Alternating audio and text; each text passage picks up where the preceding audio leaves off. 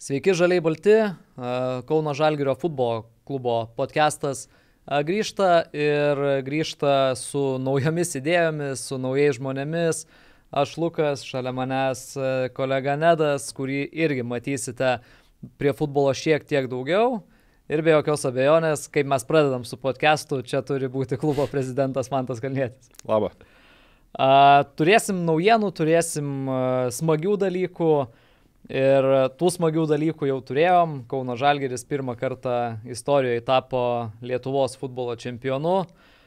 Mantai, esi ir krepšinėje buvęs čempionu, dabar futbole. Koks jausmas? Labai skiriasi tas pirmas kartas? Na, jausmas panašus, bet galiu pasakyti, jeigu reiktų palyginti, kai tampi su Žalgiriu Lietuvos čempionu ar su Kauno Žalgirio futbolo čempionu, tai maloniau su futbolu, nes yra sunkiau.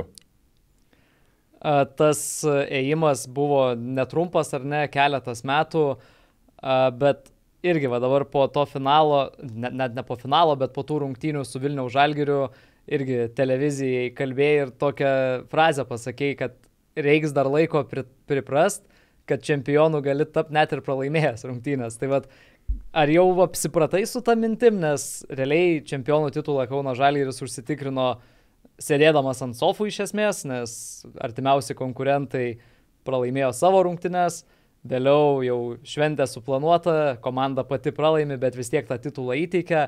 Tai čia ypatingai krepšinio pasaulyje yra visiškai neįtikėtina, bet futbole įprasta praktika. Taip, tai turbūt labai gera indikacija į ateitį, kad, kaip ir minėjau, kai kuriems žurnalistam, kad vis dėlto tas jausmas iki galo galbūt būtų smagesnis ir ta emocija tokia ryškesnė, jeigu pavyktų laimėti prieš, kad ir Vilniaus Žalgirio aikštėje ir tada tau ta pergalė garantuoja čempionų titulą. Ir tos emocijos galbūt natūralesnės. Bet aišku, faktas yra faktų ir sakau, bet kokiu atveju net nebūdami aikštelėje, būdami visi atskirai, kažkaip visi susikontaktavom, sveikinom vieni kitus ir tikrai buvo labai džiugi diena.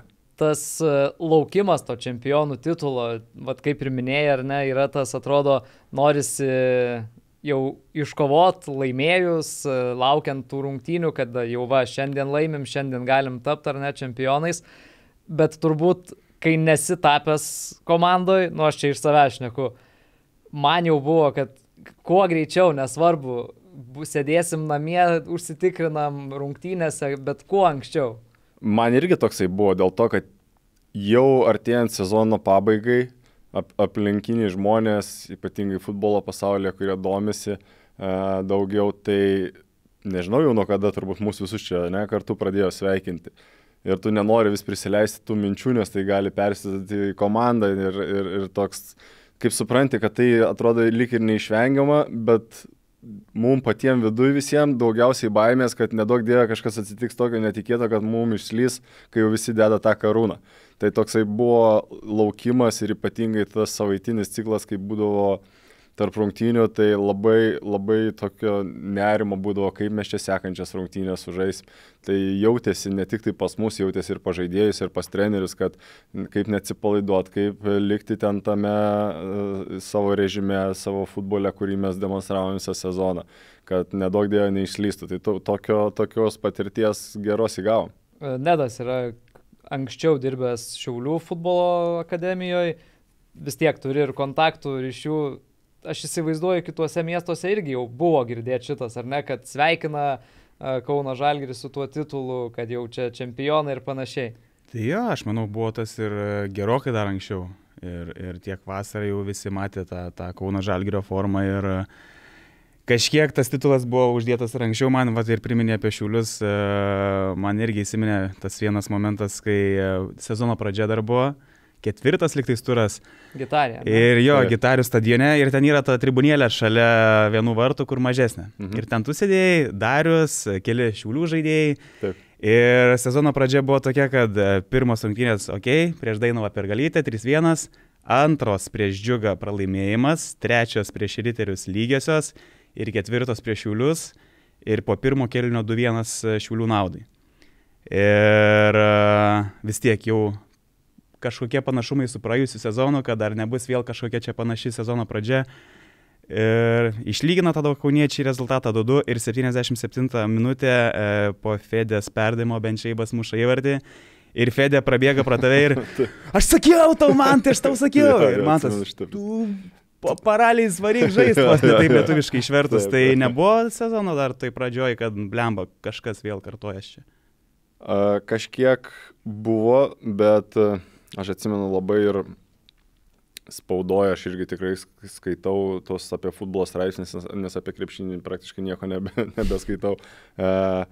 Ir žiūriu visus tos podcastus ir man labai buvo taip, nežinau, neliūdna, kokį čia žodį pasakyti, gal kvaila, kai vis klibindavo Eivino kėdę. Aš suprantu mūsų pastarųjų sezonų pasiekimus ir kaip dažnai vykdavo ta trenerių kaita, bet galiu pasakyti, aš irgi labai tikėjau pilnai tuo procesu, matydamas, kas vyksta komandos viduje ir tie blogi galbūt rezultatai, ne tai, kad blogi, bet nepakankami, nebūnant tų pergalių, neturėjau jokių problemų ir kai mes žaidėm tą futbolą, kurį mes norim žaisti, kai aš mačiau treniruotės, kai aš mačiau po pokalbio su treneriu, kaip mes judam į priekį, tai buvo tik tai laiko klausimas ir nė karto nebuvo suabejota jo sprendimais ir tai čia didžiausia padėka jiem visam trenerių štabui. Bet tai va šitoj vietoj, grįžtant ar ne į tuos ankstesnius metus, kai tie pokyčiai būdavo, tai va matei kažkokį ryškų skirtumą tarp tų situacijų? Taip. Iš tikrųjų, ką aš dažnai mėgdavau kalbėti, skirtumas buvo didžiulis vien tame, kad anksčiau galbūt buvę treneriai užsidarydavo į savo kiautą ir būdavo, nebuvo to komandinio darbo, būdavo tokia atskirtis mes jūs ir mes čia darysim tik tai taip ir viskas gerai. Aš jau nekartą minėjau, jeigu atsiranda tokia takoskyra, mes jūs viskas gerai, bet tada turi būti labai ryškus rezultatas, nes tada mes visi kartu nebekontroliuojam procesų.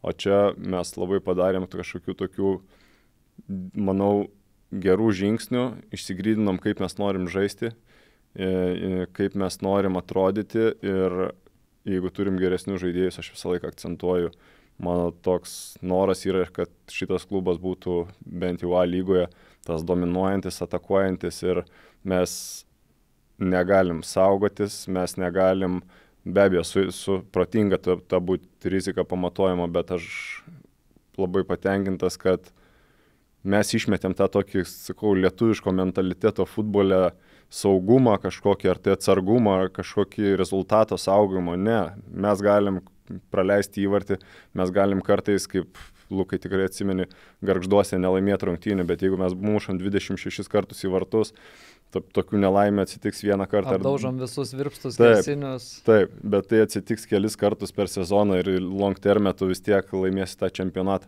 Tai va šitą idėją veža ir kalbant, jeigu dar nuklystant truputį toliau čia išsiplėsiu, jau nuo pernai pagrindinė mintis mano buvo tokia irgi noras, kad mes taptume įdomus žiūrovai.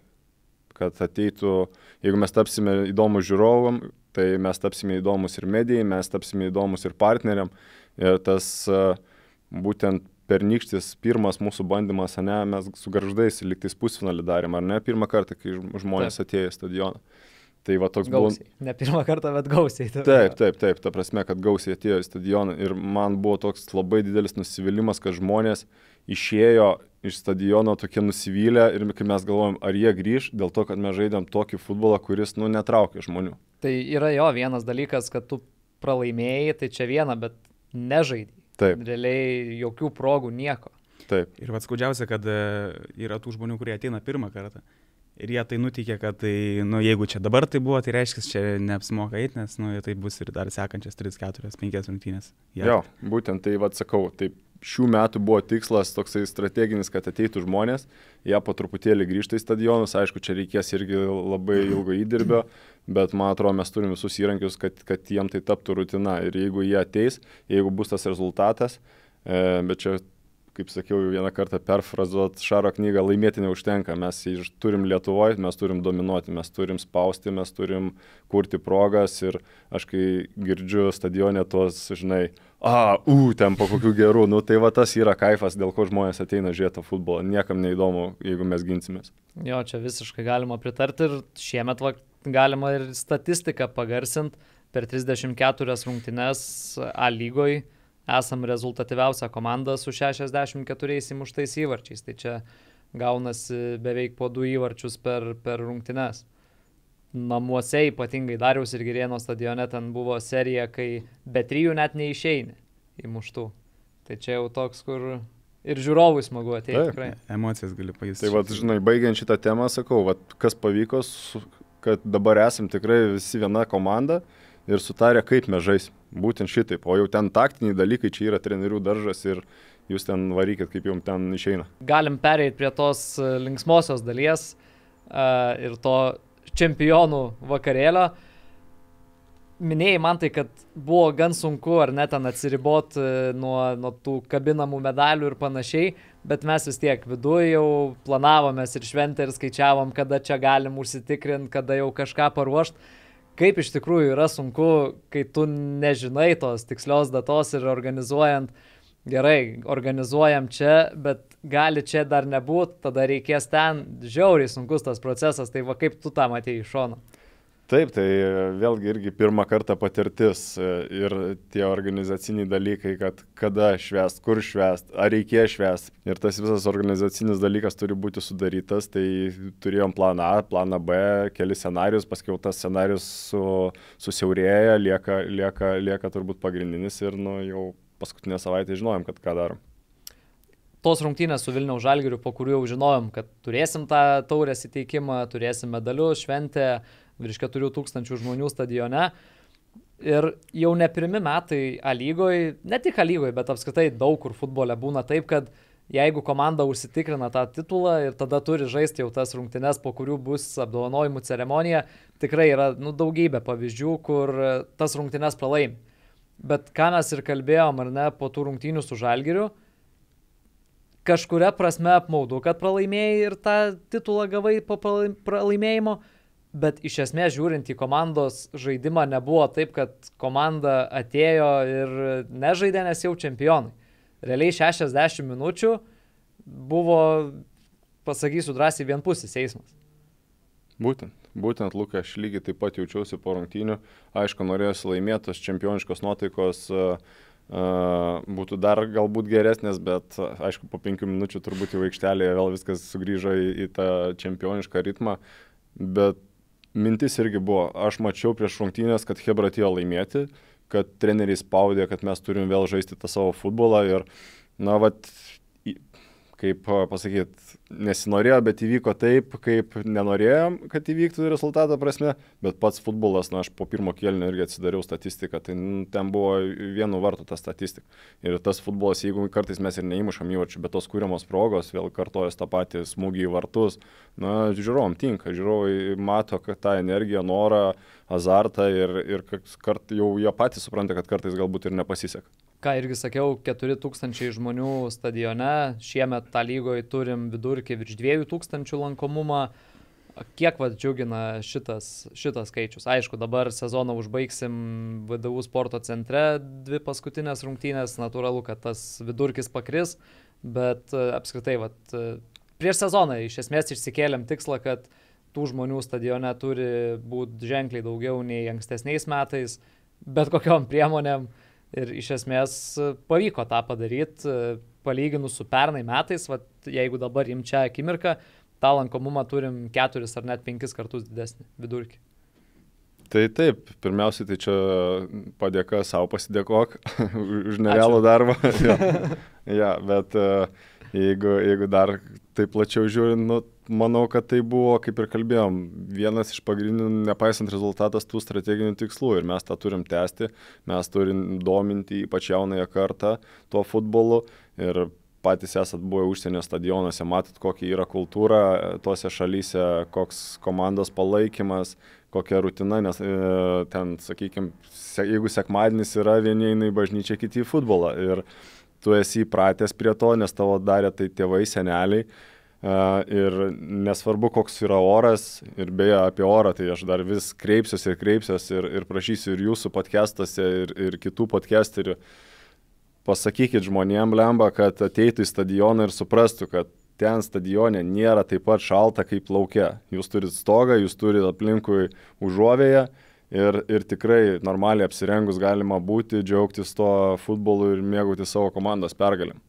Tai vat, liksim prie to pačio tikslo ir tikrai labai smagu, kad atsiliepia ta jaunoji karta, kurią mes turim augintis, kurią turim sudominti to vėl grįšių rezultatų ir gražių žaidimų, kad jiem tai atsirastų tas pats jausmas, kas vyksta Žalgirio arenoje. O turbūt mūsų privalumas didžiausias yra tai, kad mes dirbam visi kartu, pažiūrėk, kiek pagalbos mes turim. Jeigu mes būtume tik tai futbolo klubas, tai būtų nežinau, kiek kartų sunkiau įvykdyti tuos visus norus, o dabar šita didžiulė mašina mūsų didžiausias privalumas.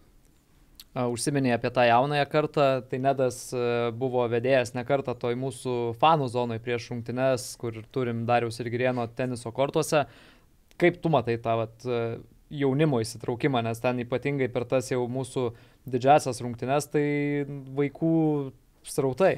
Jo, per tas didžiasias, ypač kur jau darėm tas pramoginės visas dalis, tiek toj fanų zonai, toj teniso aikštelėje, tai ten tikrai tos auditorijos jaunosios buvo nemažai ir susidomėjimo, ir tu matai ne tik tais, kad ateina tau į rungtynes su paprastais džinsiukais apsirengus, bet ir su išsipėžioję ir marškinėliais pasipuošę. Tai tas susidomėjimas yra, matosi ryškiai, matosi ir tenais visokie socmedijose dalykai, ar tai ten tiktokai kažkokie būtų, kur patys ten jie juos kūrė. Tai tas smagu ir smagu, kad ne tik prieš 15 minučių rungtynės atvyksta, o ir ta jaunoji auditorija tą didžiąją dalį ir sudaro prieš rungtynių pradžią, valandą prieš pramoginį dalį tą visą veiksmą. Dabar turėjom jaunosios kartos atstovų į stadioną naktį ėjusių ir į TikToką kėlė video. Paprasme. Nematėt? Ne. Buvo kažkokie vaikai TikTokę video įsikėlė, kad naktį einam tipo į stadioną ir sugebėjo įeiti į stadioną naktį. Aišku, apsauga juos pagavo ir viską sutvarkė, bet pramoga. Ir čia yra įkelta kažkur? Jo, yra tik to. Ant žolės, ta prasme? Nu, ta prasme, tamsu jau tam stadione, tai nesmato, bet esmė, kad jau viduj pačia. Tai padaunuok jam bilietus, kad laiku ateitų gerai. Ok. Kita svarbi dalis – šventimas. Irgi buvo tokių diskusijų, ar švenčiam jau tada, kai gaunam taurę, ar švenčiam tada, kai jau sužaidžiam paskutinės rungtynes. Kokia buvo tavo pozicija šitoj vietoj? Mano pozicija buvo labai aiški. Aš tik tais po rungtynių su riteriais, su Hegelmanais, kai sužinojom, kad jau tampam čempionais, tai paskambinau iškart Reivinui, nes buvau tuo metu užsienyje, paskambinau Reivinui ir Fiodorui Černychui, kapitonui, tai sakau, žiūrėkit, viskas gerai, fainai, bet pakentėkime iki trečiadienio, prižadu, šventimą padarysim labai rimtą, bet nepasidarykim gėdos prieš savo fanus, prieš savo auditoriją ir eikime į paskutinės tas rungtynes, kai bus daug žmonių stadione su nuotaika ta pačia, kurie važiavome viso sezono metu, rodydami tą žaidimą ir pagrindinis tikslas buvo nugalėti. Tai labai džiugu, kad nepaisant vėlgi to rezultato, ta koncentracija buvo aukščiausiam lygyje ir mes tikrai ėjom laimėti ir nebuvo jokių atsipalaidavimo požymių. Bet minčių, kad jau pati didžiausia šventė tik po sezono, net nelabai buvo, ar ne? Jau kai taurę gavom, tada jau reikia švęsti. Ne, nebuvo, nes jau ir žaidėjai supratė, kad jau tapo čempionais. Nu tai kada jau čia pasidžiaugsim, kaip čia viskas bus. Nu tai nelauksi po sezono iš tikrųjų, kai tos emocijos dar labiau nusėsta. Tai iškart visi draugiškai sutarėm, kad po Vilniaus Žalgirio jau tada bus visa pergalė šventė. Kiek dar smagu tą čempionų titulą atsiimti būtent rungtynėse prieš buvusį čempioną? Tai vėlgi turbūt pirmas dalykas yra tas, kad tu apskritai tampi čempionų pirmą kartą. Yeah. Čia visos tos emocijos susideda ir iš tikrųjų man labai patiko ir labai kažkaip pagarbiai žiūri į tą momentą, kur Vilniaus Žalgiriui psichologiškai gal nėra labai lengva, bet jie padarė tą vadinamą tunelį mūsų žaidėjam ir iš tikrųjų kažkaip, sakau, aš labai pasidžiaugiau, nes kažkaip vertybiškai. Aš irgi paprašyčiau savo komandos, kad mes irgi tą darytume, bet nebuvau įsitikinęs dėl jų, tai man kažkaip labai gerą įspūdį paliko, nes, sakau, daugiamečiai čempionai su gilia istorija, su visais fanais ir čia reikėjo tokį charakterį parodyti ir, sakau, kažkaip labai tas buvo toks tinkamas fair play turbūt.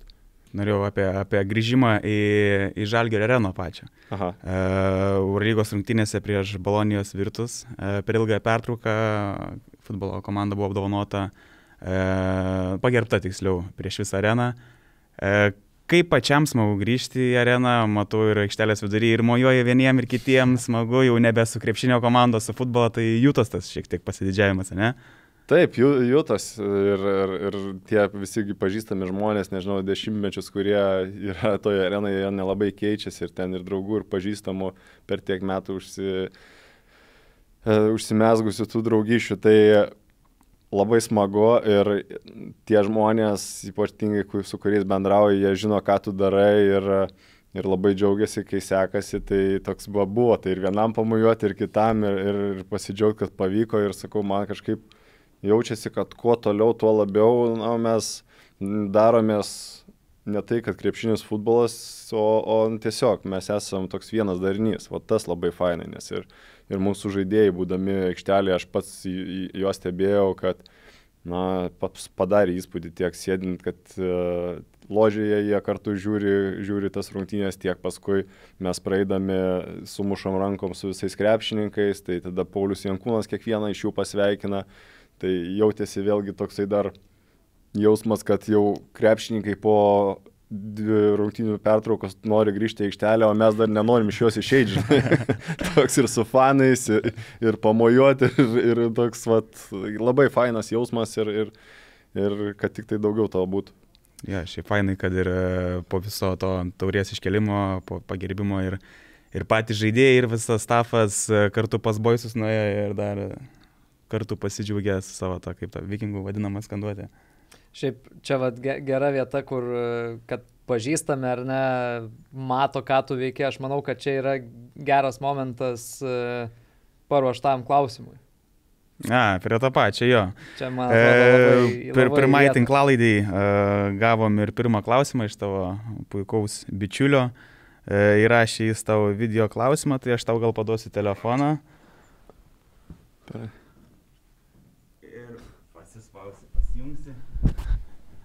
Labas Mantai, visų pirma sveikinimai su čempionų titulu, tikrai nuostabus darbas tavo ir visos komandos. Norėčiau paklausti, kokia buvo futbolo bendruomenės reakcija, kai baigęs krepšininko karjerą nusprendė pereiti į futbolą ir padėti jiem. O taip pat klausimas iš kitos pusės, kaip reagavo tavo draugai krepšininkai arba susijęs su krepšiniu. Žinau, kad turi daug draugų, kurie mėgsta pajokauti, kaip sakant, pasilasdavoti ir kaip jie priėmė šitą tavo žingsnį būti futbole, o ne krepšinėje. Palauk, čia kartuojas. Jau net pamiršau. Tai pirmas klausimas apie lasdavojimąsi galvoju ir jau pamiršau pirmą. Pirma dalis apie tai, kaip reagavo futbolo bendruomenė, kai tu atėjai į futbolą. Nežinau, čia sunku pasakyti, reiktų jų klausti, bet aišku, dažnai susilaukdavau tokių, ypatingai, aš sakau, mano vienas iš pagrindinių tokių dalykų, norisi tą Žalgirio kultūrą, tą, ką mes ilgus metus auginom krepšinėje, perkelti ir futbolą. Tai dažnai susilaukiu tų komentarų, kad futbolė čia taip nebūna, čia taip neveikia. Ir aišku, po tų nesėkmingų atkarpų ypatingai tų komentarų, aišku, tiesiai į akis niekas nesako, bet tu žinai, kad čia krepšininkas vadovauja, būdavo tikrai dažnai. Ir sakau, labai smagu ir mum patiem, kad tas čempiono titulas, kaip sakau, jisai realiai nėra kažkoks labai jau čia didelis laimėjimas, ypatingai Lietuvoje, ne? Bet tai yra tokia nebloga indikacija į tai, kad, gal ir neblogo mes tuo keliu einam tolyn, žinai. Tai tų komentarų būdavo, bet normalu visą laiką sporto pasaulyje, bet kada viskas priklauso nuo rezultato. Jeigu rezultatas geras, tu būsi fainas ir gražus ir mūsų visa komanda bus patenkinta ir mes būsime visi geri. Tik tai kažkur paslysime, atsiras komentarų, kodėl nepasisekė, ką mums reikėtų daryti kitaip, kokie mes negražus ir panašiai. Tai, bet čia, manau, neatsiejama sportų dalis. Manau, mes turime pasirinkę visi savo kelią, esam tikrai ne vieno žmogaus komanda, mes turim daug nuostabių žmonių, kurie savo patirtimi įrodė jau, kad futbole susigaudo. Aš vėl visą laiką mėgstu pasakyti, kad tiek Eimantas, tiek Darius yra didžiulę patirtį sukaupę žmonės, kurie daro tą juodą darbą. Aš esu toksai tik tai kartais, kaip sakau, kalėdinė eglutė, kur, turiu menį viešoje erdvėje, kad jeigu rezultatas geras, tada aš geras, jeigu rezultatas blogas, aš blogas, bet iš tikrųjų tikrai sprendimų priėmime dirba daug žmonių. Tai vat, o kalbant apie Lazdavonės, tai Lazdavonių daug nebuvo, nes dažnai mano tie krepšininkai, jie žinodavo, kad aš mėgstu pasielgti kažkaip netradiciškai, tai buvo tokių klausimų ten apie treniravimus, kodėl tu čia netreneris, kodėl tu čia bet kažkaip iš tikrųjų išvengiau, didžiausias pizdavotojas, tai turbūt šitas, kur klausimą uždavė. Po titulo šventimo su taure skambina ir džiaugiaisi su Krunoslavu Simonu, su kuriuo yra tekę žaisti. Tai vat, kiek jisai irgi į futbolą įsitraukęs? Minėjai, kad net jam yra tekę žaisti po karjeros baigimo. Taip, jisai baigęs karjerą, žaidė berods 3 futbolo lygoje ir iš tikrųjų, jeigu reiktų rinkti, kiek aš matęs, o matęs tikrai nemažai, nes krepšininkai mėgsta žaisti futbolą, Krūno yra geriausias futbolininkas iš krepšininkų, kurį aš esu matęs, tai jam visą laiką imponavo tai, kur aš nuėjau ir pizdavojimusi didelių nebuvo. Lazdavojimusi, atsiprašau, tai iškirti. Tai būtent ir po to čempiono titulo jam turėjau pasiskambinti, nes buvom visi linksmi laimingi, tai turėjom pasigirti ir jisai tikrai už mane džiaugiasi. Ir dar turiu draugų ir iš Milano laikų, kurie dar komandai dirba. Tai sakau, dabar sekantis žingsnis, kad dar po 5 metų atvažiuotume į San Siro jau pas jumis. Kas iš krepšininkų labiausiai, tarkim, Italijoje, ne, iš Milano prie futbolo? Ne, iš krepšininkų ten Milane, žinok, labai greitai viskas keičiasi. Ten už 2 metų nebuvo nei vieno krepšininko, su kuriuo aš žaidžiau, bet likę staffo komandos tie darbuotojai, tai mano geras draugas yra Skalbėjas iš Milano, jis visą laiką palaiko, stebi, atsiunčia screenshotus, komandos vadovas irgi didžiuojasi mūsų pasiekimais. Šiemet irgi 4 etape, kai įsitraukėm, kad jog įmanoma būtų praėjus Ardą gauti Fiorentiną, tai čia jau jie pirko bilietus, laikė kumščius, kad mes žaistume. Tai va tokių yra. Dėmesio gaunam, žinokit, ir užsienį. O tai su jais tekdavo labiau prie ekranų tą futbolą pasižiūrėti, ar jau ir tą futbolą už krepšinio ribų išėjus pažaisti? Tai ir pažaisti, ir pažiūrėti, nes Milane aš irgi, kai žaidžiau, tai mano namas buvo pirmas pastatas prie San Siro stadiono. Okay. Žinai, aš kai gyvenau, tai aš kiekvieną sekmadienį eidavau į rungtynės, ar tai Interas žaisdavo, ar AC Milanas. Ir atsimenu net tokių įvykių, kad, pavyzdžiui, jeigu įvyksta rungtynės jau stadione, tai mano dukra eina miegoti į kitą kambarį, nes tu neužmigsi tiesiog, žinai, prieš mokyklą. Tokių visokių įdomių su futbolu susijusių istorijų. Galim dar irgi grįžti turbūt į tą sezono pradžią, netgi dar anksčiau į praėjusio sezono pabaigą. Ant kiek jį buvo prasta ir gėdinga, natūralu, po to pokyčiai, trenerio paieškos, didelė kaita ir sudėty. Vat tas visas etapas, ar ne, pasibaigus sezonui, tu matai, kad blogai, nes tikrai buvo labai bloga sezono pabaiga, reikia rasti trenerį. Randa Eiviną, bet kaip iki to buvo daeita? Jo, pirmas Nes dalykas. Turbūt taip tiesiai šviesiai sakant, Eivinas gal nebuvo pati pirma opcija, ar ne? Vienareikšmiai, aišku. Taip, pradedant nuo sezono pabaigos, taip, jinai buvo tragiška, mes baisiai psichologiškai sulūžom po to pralaimėto pusfinalio taurės. Ir man iš tikrųjų, aš turbūt nesu sakęs to garsiai, bet didžiulė pagarba yra Sauliui Širmeliui vis dėlto, kuris nesilaikė po sezono, atsimenė po paskutinių rungtynių, jis pats atėjo į Rūbinę, padėkojo visiems ir sako, jis pats suprato, kad komanda paleista ir tai yra atotrūkis tarp trenerių ir žaidėjų. Jisai atėjo pas mane, padėkojo už visą tą, ką turėjo ir garbingai išėjo. Tai va čia toks irgi buvo nepaliestas momentas, kur kartais jisai gal susilaukdavo tos daug kritikos, bet tuo pačiu tas irgi nesėkmingas sezonas, po truputėlį duodavo vis kažkokių tokių atsakymų, ko mums reikia.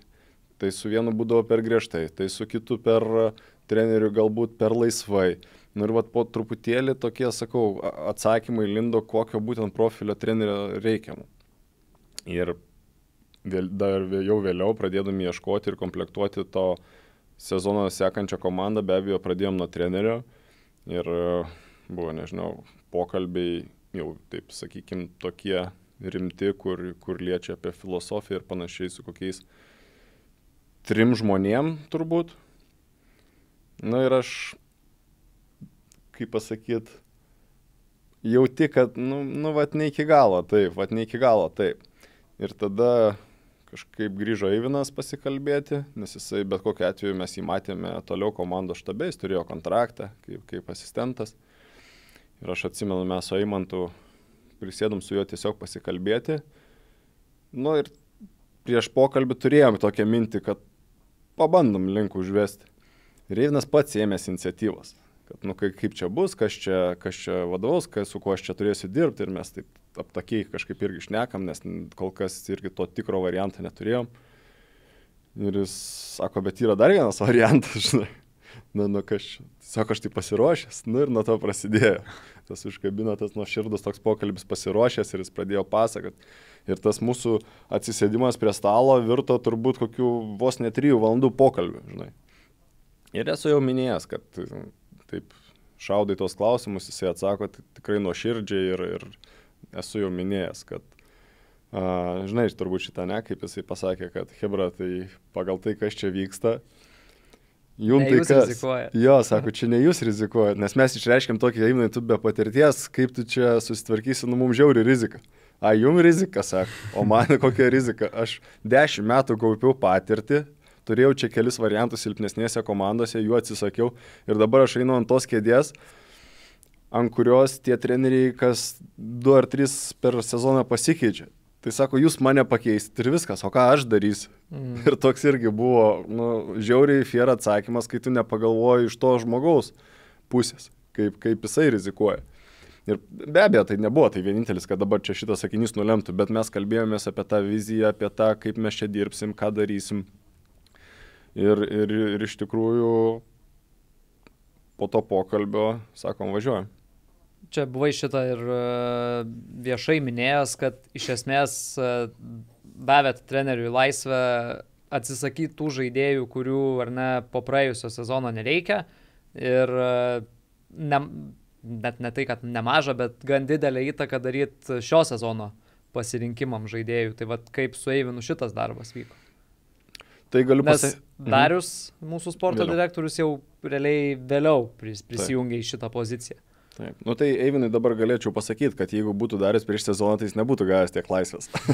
Nes dabar mano filosofija irgi yra tokia, kad dėl žaidėjų Darius turi užtvirtinti ir jeigu treneriui tinka, jeigu jie abu sutarė, kad mums čia tinka, tai ok. Bet tuo metu, kadangi Darius nebuvo, niekados Eimantas, kadangi supranta daugiau, tai kažkiek pasitardavo, bet aš niekados nelįsdavau apie tai, kokio žaidėjo reikia mums. Ten mes sutardavom, kad galim tą savo leisti, bet visą tą juodą darbą, tą selekciją, tai darė Eivinas pats stebėdamas, Eimantas duodamas jam kažkokius tais variantus.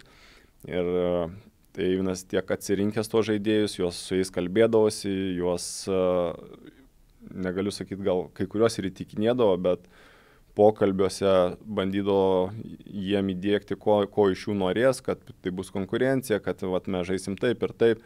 Tai buvo didžiulis trenerio darbas, kuris iš tikrųjų jam nepriklauso pagal normalią struktūrą futbolį. Tai tas darbas labai didžiulis ir padarytas ir aš galvoju, kad jis jį padarė tikrai labai produktyviai. Buvo keli momentai, kur dėl vieno ar kito žaidėjo gal jis pergyveno ten, kad pasirašėm gal ne tokį, kokį norėjo, kad čia nuvylė, bet mes labai raminam, kad negalim, visi tie pasirašymai negali būti labai ten tobuliai ir visą laiką mes pataikysim. Tai šitoje vietoje viskas yra ok, o šiemet aš manau, kad pagrindinė svarba komandos išlaikyti tą brandolį, kas mus vežė į priekį, pasistiprinti nesilpnesniais žaidėjais už tuos, kurie buvo šiemet lyderiai.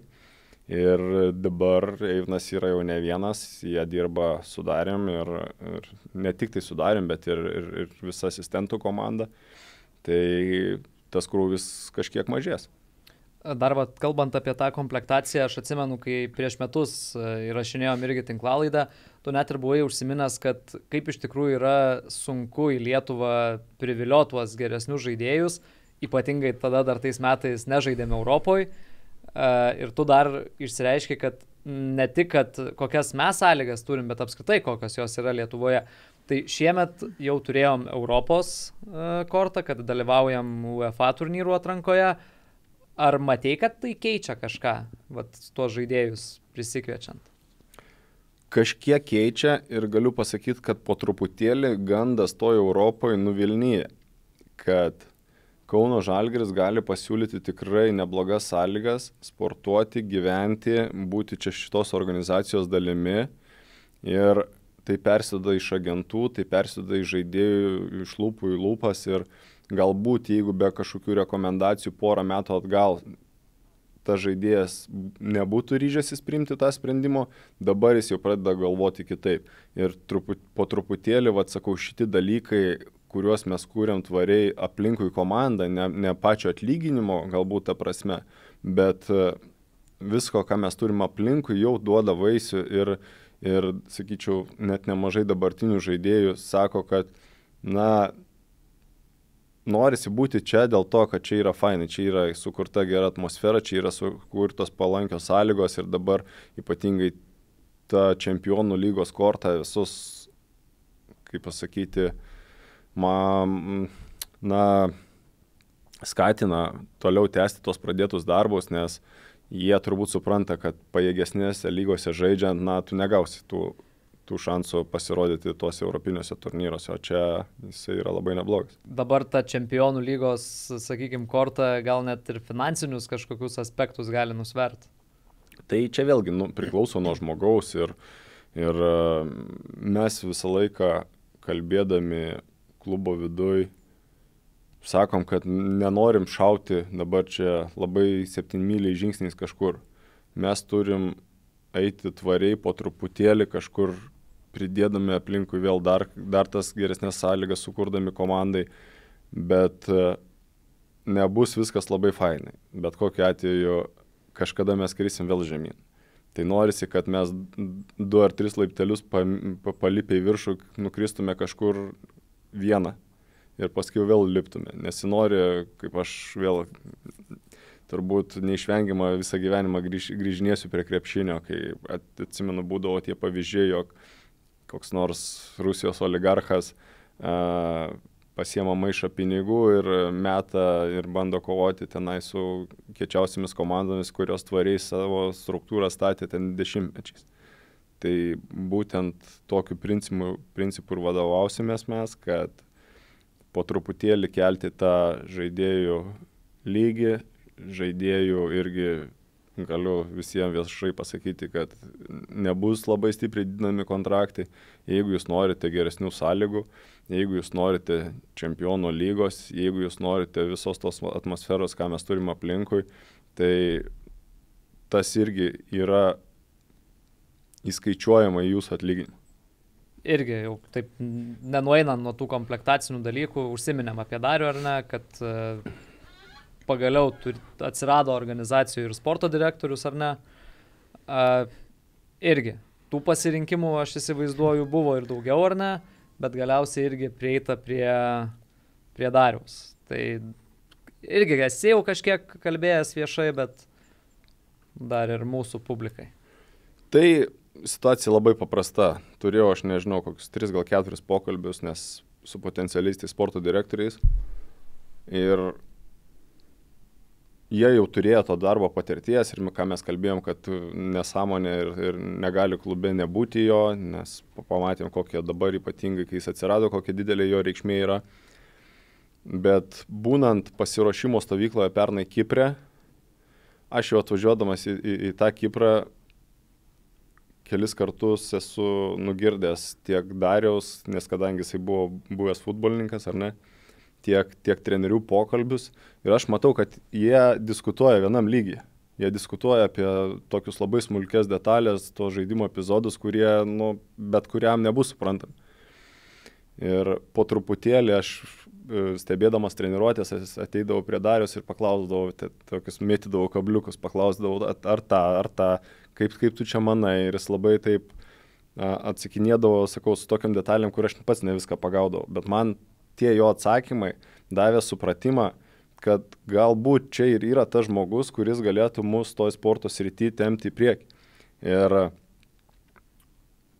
man žiauriai yra džiugu, kad bičas, kuris pradėjo nuo pačių pradžių, kuris perėjo visą tą sunkų kelią lygi šios dienos, kol tapo čempionu, būtent žinau, kiek jis darbo ir kokio maštabo darbo, kokio skirtingo darbo jisai daro, tiek akademijai, tiek komandai.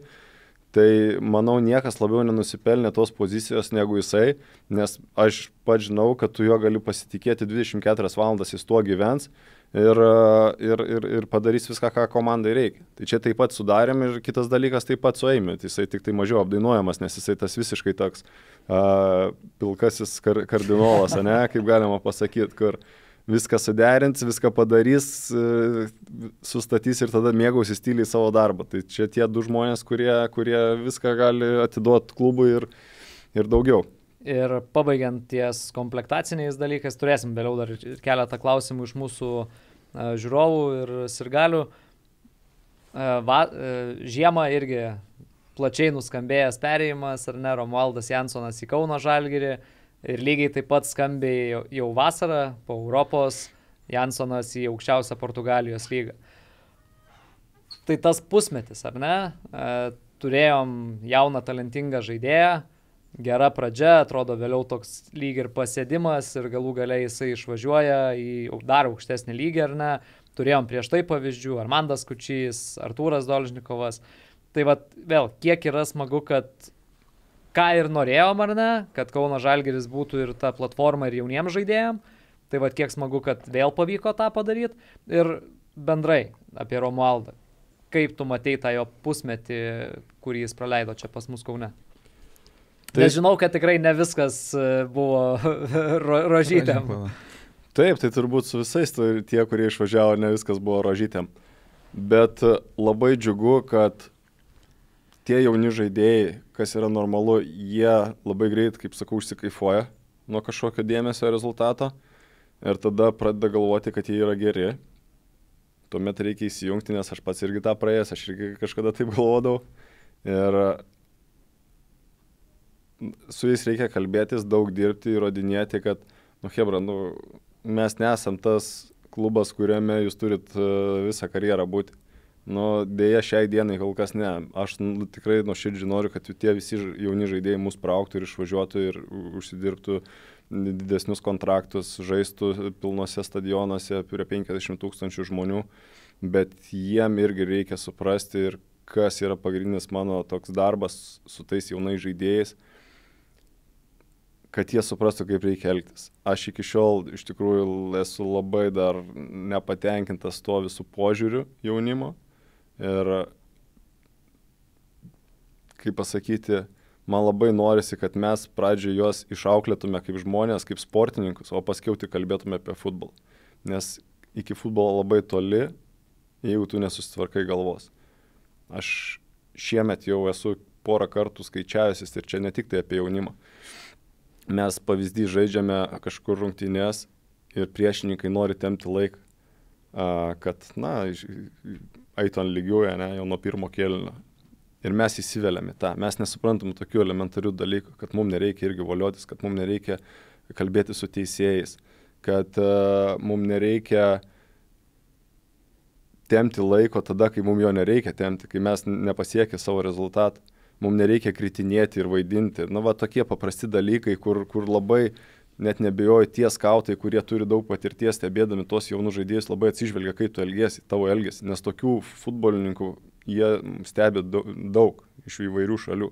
Bet būtent, sakau, mano yra pagrindinė ta darbo dalis, jiems, kad jie suprastų, kad susitvarkius galvą ir elgseną, tu tada gali bandyti jau tapti futbolininku.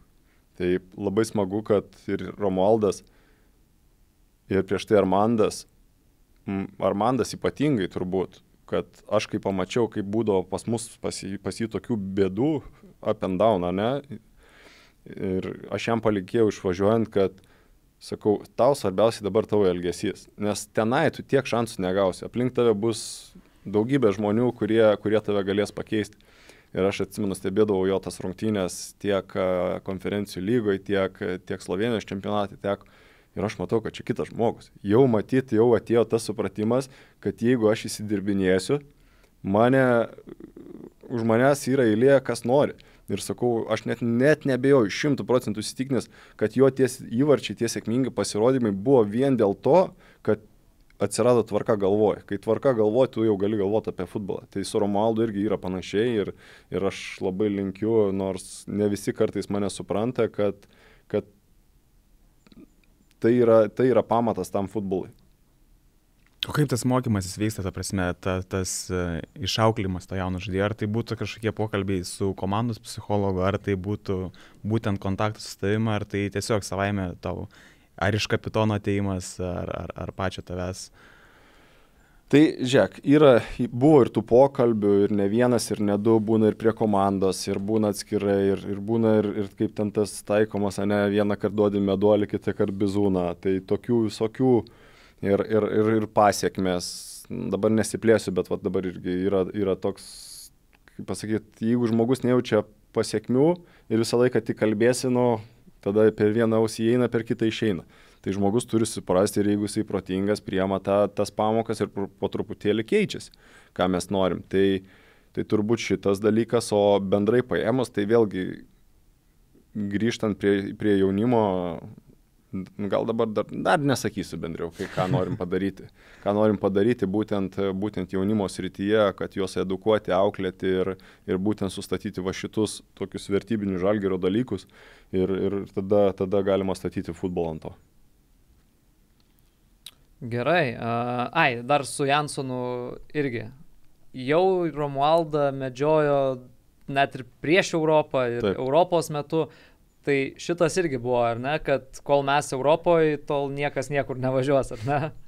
Taip, jo, buvo vienareikšmiai, buvo pas jį kontraktas toksai, kad jisai už išpirką gali išvažiuoti tik tai po europinių kovų, o pirmi susidomėjimai atsirado jau turbūt birželio mėnesį.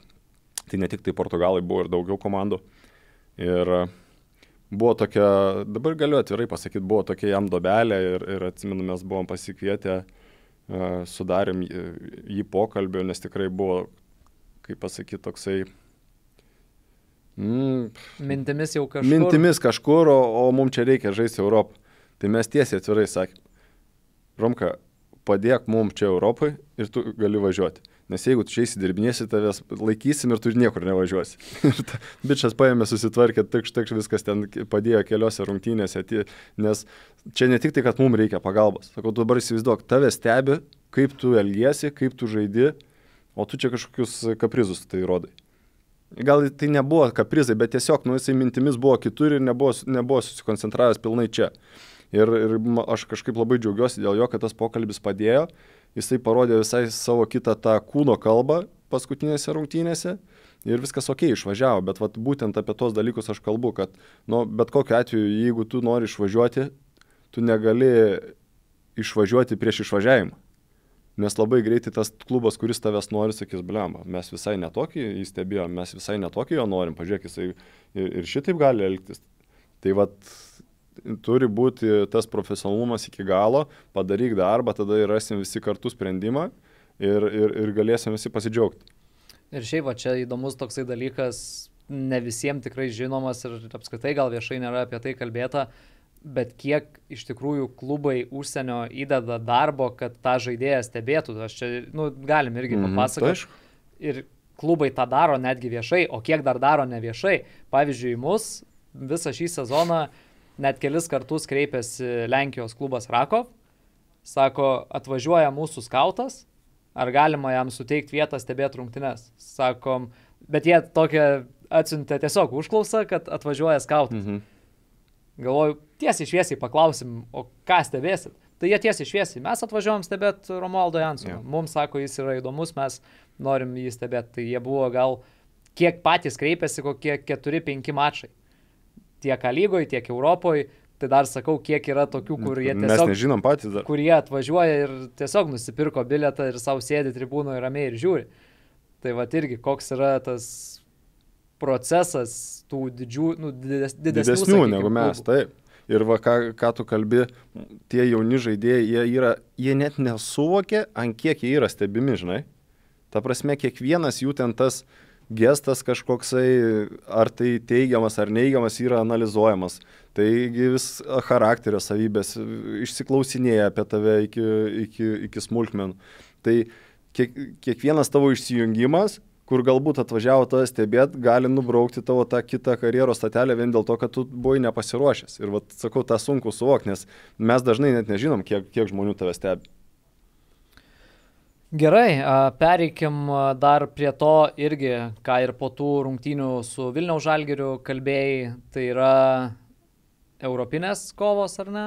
Ir kitais metais laukianti Čempionų lyga. Šiemet mes jau kaip ir džiaugiamės, kad pirmą kartą klubo istorijoje nužygiavom ir iki 3 atrankos etapo, ko iki tol nebuvo pavykę padaryti, įveikta Velso komanda, įveikta Islandijos komanda ir vėliau pralaimėjimai bulgaram. Kiek tau pačiam, nes žinau, komanda, žaidėjai, tai tikrai visi sutartinai kartoja, kad mes nebuvom verti pralaimėti taip tai Bulgarijos komandai. Paklausiu tada iš karto, o kaip turėjom pralaimėti? Ta prasme, turiu omeny, kad neišsiaiškinom lygiom jėgom su to, be tų raudonų kortelių ir kad jeigu jų nebūtų, viskas galbūt būtų kitaip. Tai va, ar tau irgi nėra likę to kartelio, kad jeigu va, to kitaip tos aplinkybės būtų sukritusios, ką gali žinoti? Jo, kartelis yra gal Damiano pirma ta raudona kortelė. Pakreipė turbūt visą tų 2 rungtynių seriją visai kitaip. Bet aš truputį žiūriu iš kitos pusės. Man buvo labai geras indikatorius tos 2 rungtynės iš tos pusės, kad vis dėlto mes neturim tokių rungtynių patirties. Tos raudonos kortelės, tiek pirma čia Kaune, tiek 2 tenai, tai būtent yra iš to nepatyrimo. Nes pasakysiu kodėl. Didelis noras yra labai gerai, bet tą didelį norą tu ypatingai tokiuose svarbiuose rungtynėse turi suderinti su šaltu protu. Mums jo trūko. Tiek trūko čia, tam pirmam epizode, nors paskui taip, rungtynės buvo tikrai neblogos Kaune, ne? Mes praleidome tik tai 1 įvartį ir ten dar ir tokių pusprogių turėjome, bet ypatingai aš atsimenu, kaip mes po pirmo kėlinio pralašinėjom Bulgarijai. Jau buvom gavę 2 raudonas korteles, man atrodo, jau po pirmo kėlinio. Ir tu matai, kad tai yra jau iš visiško nepatirties trūkumo. Iš to neturėjimo patirties, dėl to, kad mes nebekontroliuojam nei savęs, nei savo galvų ir galiu pasakyti, nei treneriai, nei žaidėjai su tuo nesusitvarkė. Buvo kalti teisėjai, UEFA mafija turbūt ir panašiai. Ir aš dar ten kažką bandau pagauti, bet tu matai, kad viskas traukinys nuvažiavo, keičiam čia tik tai viską, nes reikės mums žaisti Lietuvoje. Tai aš galvoju, kad yra viskas žiauriai dėsninga. Ir bulgarai kuo buvo pranašesni, dėl to, kad jie savo čempionate gauna daugiau tokių rungtynių patirties. Ir labai gerų atsakymų irgi buvo gauta iš to, kas sugeba su savim susitvarkyti, o kas ne visai.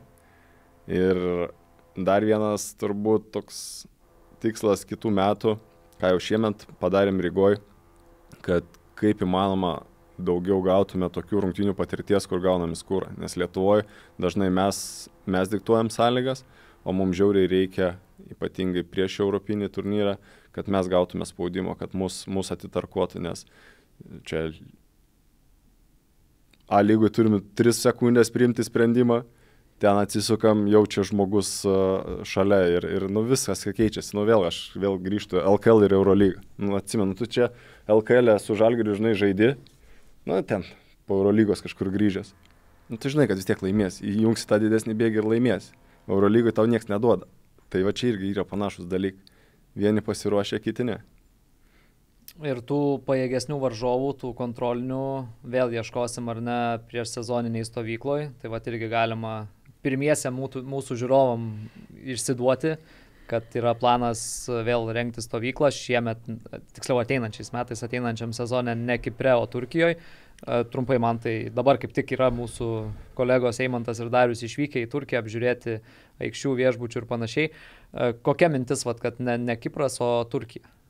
Tai mintis yra labai paprasta. Dėl to, kad Turkijoje pirmas dalykas, ta stovykla bus ilgesnė, nes tos komandos, kurios tenai įprastai stovyklauja, jos anksčiau išvažiuoja jau ruošti savo čempionatą. Mums reikia važiuoti truputėlį anksčiau, ruoštis tenai, žaisti daugiau tų rungtynių su tais stipresniais varžovais.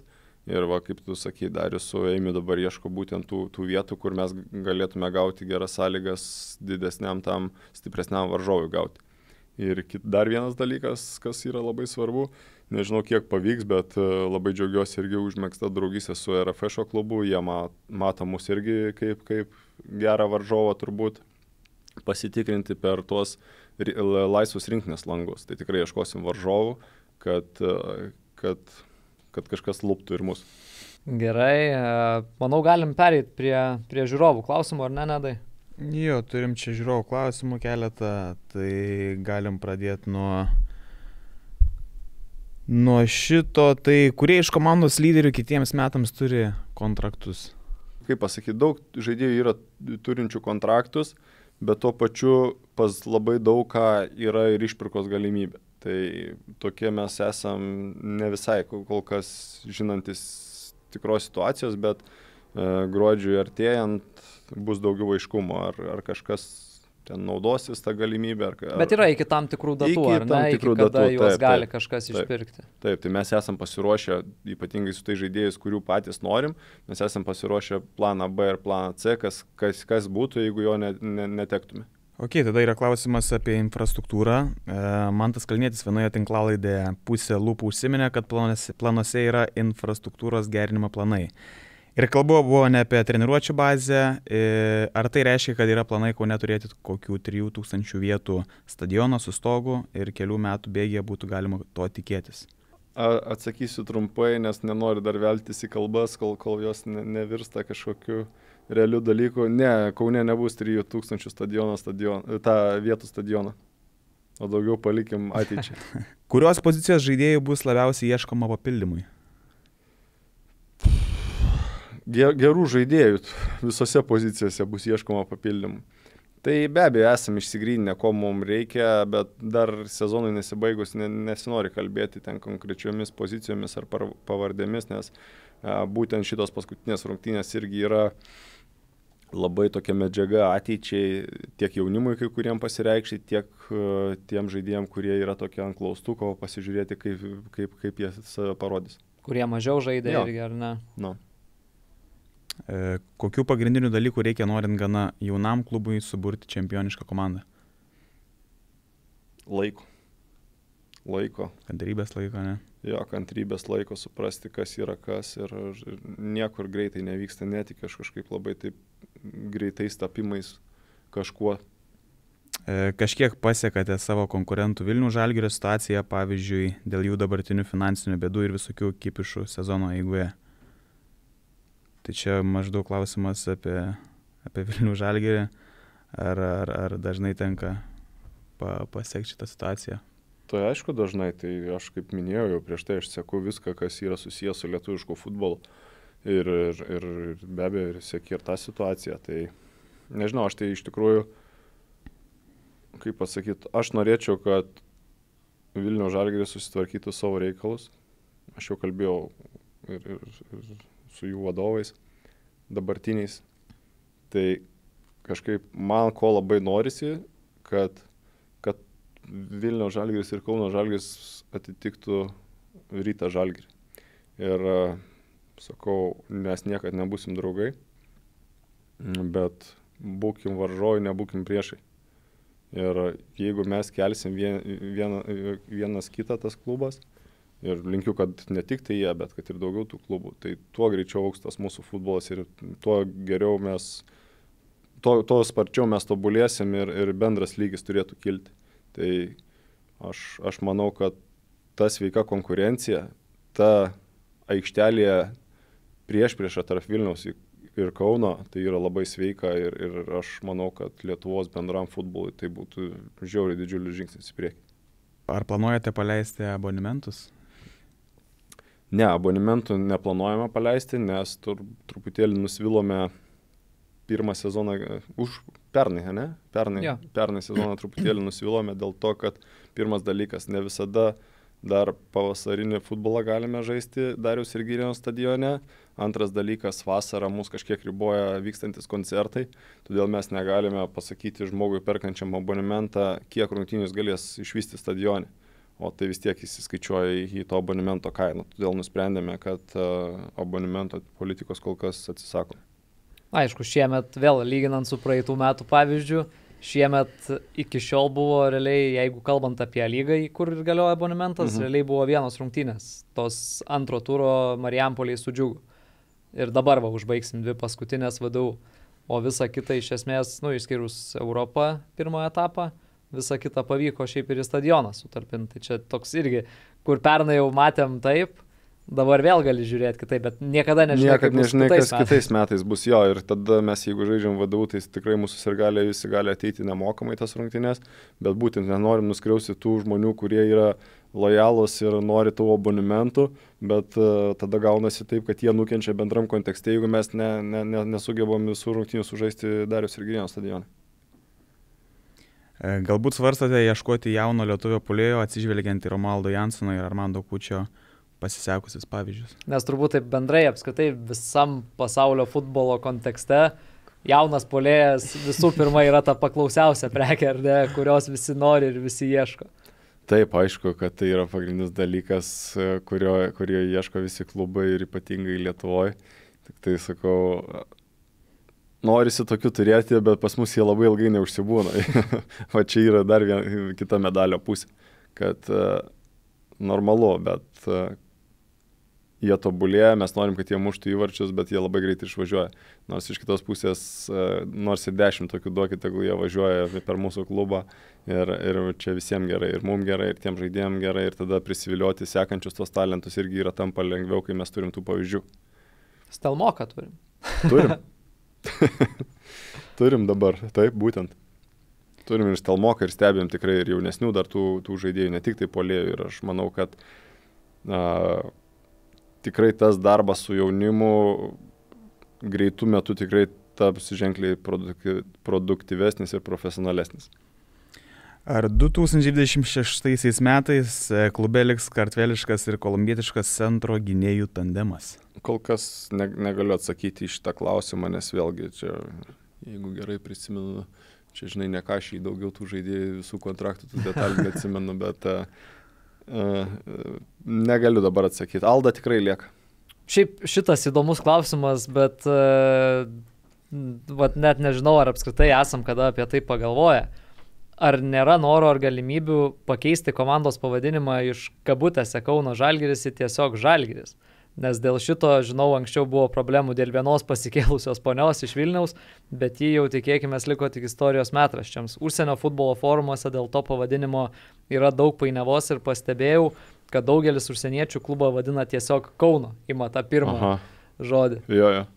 Aš nesu tikras, iš tikrųjų, niekada apie tai labai negalvojau, bet man atrodo, kad mes negalėtume tiesiog būti Žalgiris, nes Žalgiris jau yra.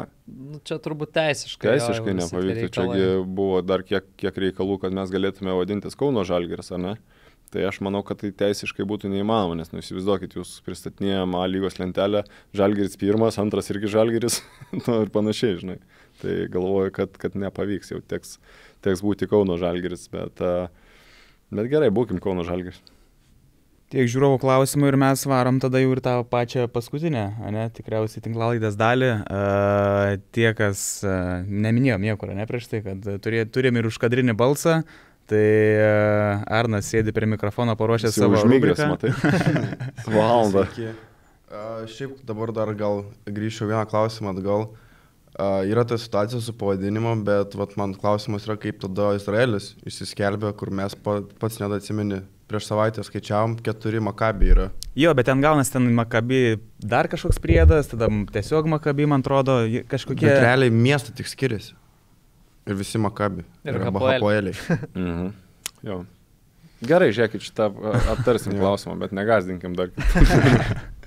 Jo, tai žodžiu, turėsim tokią kaip tradiciją, aš dabar čia, kaip sakyt, kažkokius tam tikrus dalykus ar patikslinsiu, ar kažkaip įsiterps tam tikrais epizodais, bet man tas čia puikiai viską vedė šiandien, tai aš paruošiu tokią rubriką, kadangi jau 10 metų, šiemet ne tik titulą švenčiame 30 metų jubiliejų klubo, tai 10 metų toks nei trumpas, nei labai ilgas laikotarpis, tai vat noriu patikrinti jūsų atmintį ir pažiūrėti, ar atsimenat, kada buvo tam tikras dalykas, kurį maždaug daugiau atsimena, arba tai... Čia Mantas ar mes visi? Visi kartu. Ačiū Dievui, žinau, nes aš kai žaidžiau pas, tai nelabai čia žiūrėjau viską dar jau. Tai va, tai imsim tiesiog įvykį ir jums reikės pasakyti, ar tas dalykas įvyko prieš atsiradimą Kauno Žalgirio ar po. O nuo kada mes įmam, nuo 2.15? Nuo 2.15. Nuo 2.15, jo, kaip. Gerai. Ok, tai pirmas, tu Lukai gal parodyk. Irgi atsuk. Aš vaizduoju, jeigu įmanom kažkaip. Okay. Gerai, galiu pasakyti žodžiu. Mantas rungtyniavo Milane. Prieš ar po? Tai aš tai žinau. Tai jūs sakykit. Tai jūs sakykit. Aš tai žinau. Po. Prieš turbūt net. Nedas laimi 1-0. Nedas ir Mantas teisingai, taip. Okay. Čia buvo 2.16? Ja. 2.16, 2.18. Toliau pradedamas griauti vaiduoklis. Čia tas pastas žymusis. Po 24 metų laukimo Kaune pradedamas griauti Respublikos. Aš žinau, irgi jaučiu. Tai sakykit. Sakykit. Aš bandau spėti prieš. Aš irgi sakau prieš. Teisingas atsakymas po.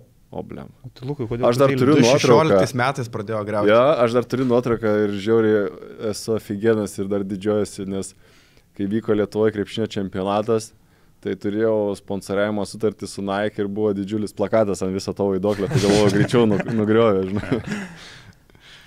Ok, judam prie kito. Vytas Šustauskas yra Kauno meras. Prieš čia tikrai prieš.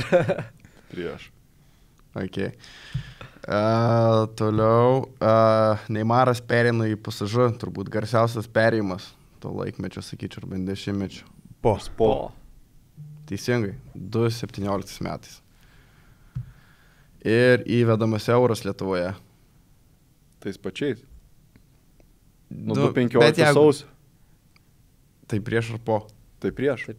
Prieš tada, nes ten jau į organizaciją futbolo atėjo futbolas vasarį berods. Prieš pat jau lygos sezono startą. Teisinga logika. Ir toliau Fiodoro Černycho pirmas įvartis už Lietuvos rinktinę. Prieš. Galima dadėti prieš Kristų. Šiaip čia dabar dar įsiterpt. Šiaip irgi iš tikrųjų nepaminėjom, bet kai supratom, kiek buvo keista visiems, kad šitoj čempioniškoj komandoj šių metų vienintelis Orega buvo tapęs čempionų šalies, neskaitant iškovotų taurių ir panašiai. Ir žinau, kad aš nedalyvau, bet žinau, kad turėjot pokalbį ir su Eivinu, kad vos neturim čia daug patirties, žaidėjų, kurie yra tapę čempionais. Ir Darius, Mantas, berods Eimantas, tai kaip tai neturim, Fede, Fede iki tol niekada nebuvo tapęs kažkokios šalies čempionų, buvo iškovojęs taures, buvo antras vietas ėmęs, bet niekad nebuvo iškovojęs čempionų titulą. Jo, čia man atrodo šitą klausimą išdaviau gal su nuotrauką, sakyčiau, marškinėlį tokį sunokį.